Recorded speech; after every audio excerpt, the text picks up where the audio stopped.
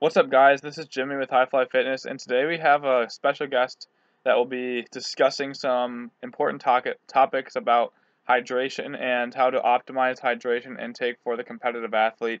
His name is Tiago Vasconcelos, and his video will be up in 2 minutes. I will be putting his information in the description box below. He has some very good articles and programs on his website, and he's also a strength coach. So check them out, and here is the video. I hope you like it. Peace. Okay, so I'm making this video today about water intake for athletes, and I will also touch a bit on electrolytes. So first of all, why am I making this video? Why should you give a shit? Consuming water is very important for your health. You probably have heard in school or something that your body is compromised around 60 to 70% water. Now this isn't a fixed number, it depends on how lean you are. If you have a lot of muscle, you will have a very large water percentage because water is around 70% water, while fat is only about 10 to 20%. So it just depends a lot, but it's just to showcase how important water is. And then second, water affects athletic performance more than any other nutrient. So if you're dehydrated, your performance is going to suffer a lot. You won't be able to keep up with your regular performance, and you will need to hydrate in order to do so. And then athletes don't normally consume enough water. So you might be thinking to yourself, well, okay, water is important, but I'm pretty sure I get enough of it. And you probably don't. Data has shown that athletes normally only get about 2/3 of the water intake they should be having. And this is called involuntary dehydration. So don't be so quick to assume that you're consuming enough water right now. So before moving on, there's a few important concepts that I want you to understand. The first one is total water intake. What I mean by this is that your water intake is comprised of everything that has water. Your body doesn't care if you're consuming water with something. It has water, so it's good to go. So this means that your soda contributes to your total water intake, and even your food contributes to your total water intake. Don't think about water intake as purely water, okay?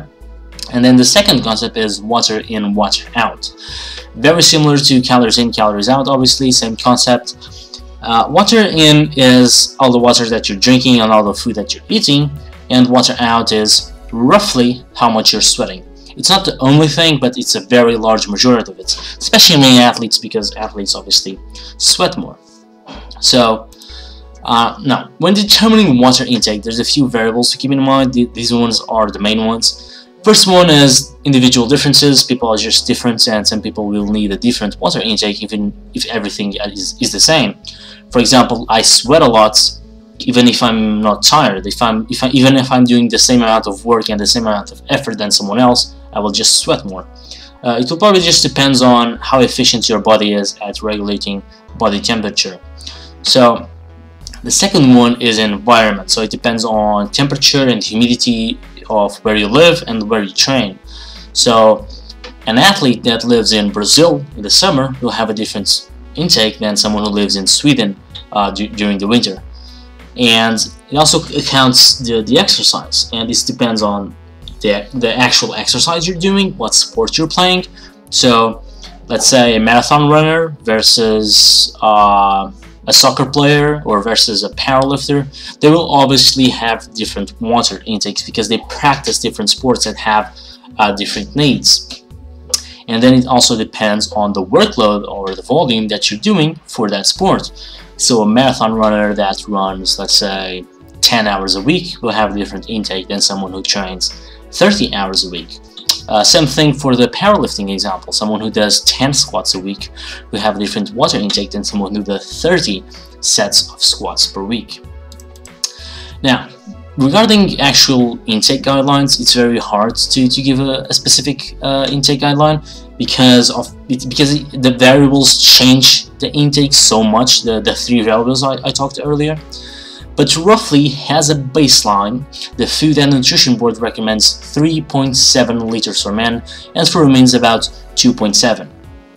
But keep in mind, this is just for the regular population. This isn't for actual athletes, and athletes obviously they train and so they sweat more, and because of that equation, water in, water out, they will need to drink more water. So how do we figure this out? Because this guideline doesn't apply to us, to athletes. So something you need to do is you need to track your fluid losses. So this is basically weighing yourself or weighing the athletes. You're trying to figure out the water intake, and you weigh the athlete before training and after training. And it's important to weigh them without any clothes, so just underwear, so that the weight of the clothes and the weight of the sweat that's going to be in the clothes after the end of the session won't mess this up. And it's also important to make sure that the athlete doesn't consume any significant amount of water or food during the exercise. So if you do this correctly, you will know exactly how much weight you lost by sweating.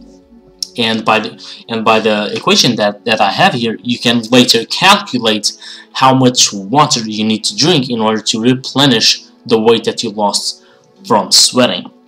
So now that we have this, now that you know how much you're actually losing of water during your training, what you do is you add that up to your original intake guideline that we talked earlier, so the 3.7. So you add the 3.7 plus the water that you're losing from exercise. Now, food accounts for roughly 20% of your total water intake, so what you do is then you multiply the final number by 0.8, and this will give you the guideline of how many liters you must consume of just pure water. So this way you don't have to worry about the food that you're eating, or you just need to focus on water, which is the easiest way. It's not worth it to complicate.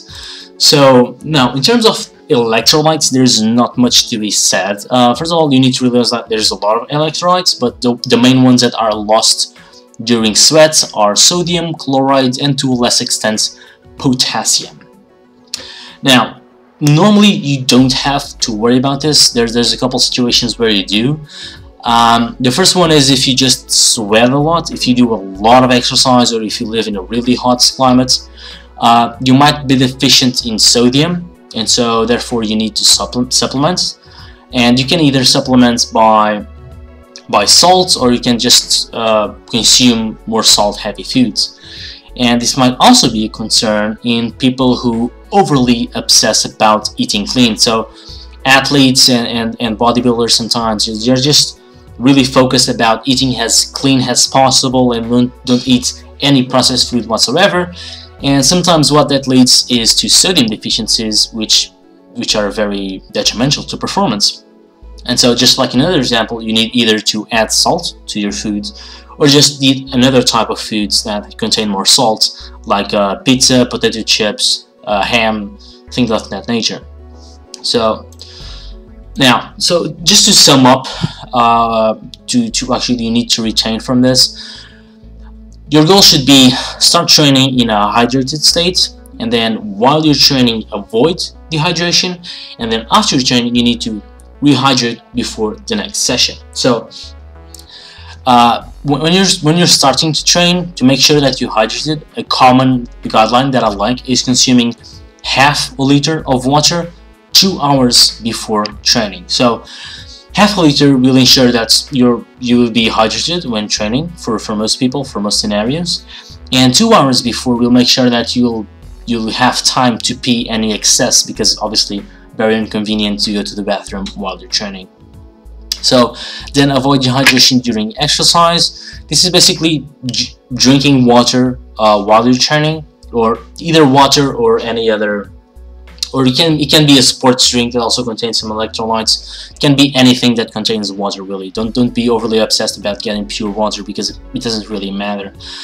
Now, drinking while training, the importance of it depends on how much you're sweating and how long is the training session. So if it's a very low volume, very high intensity, if it's like a powerlifting routine where you're doing it for like 40 minutes, drinking during training isn't that relevant. But if it's like a bodybuilding workout, lots of volume, lots of high reps, 2 hours long, yeah, it will probably be very important, and obviously even more important if you're doing any type of endurance work. And then rehydrating before the next training session, the simplest way is just simply to make sure that you reach your water intake that you calculated with the formula that I gave you earlier. And so if you do these things, if you just keep these goals in mind, these objectives, you'll be fine. And so there you go. Now you know how to determine and you know what to do in terms of water intake and electrolytes. So hope you learned something, and peace out.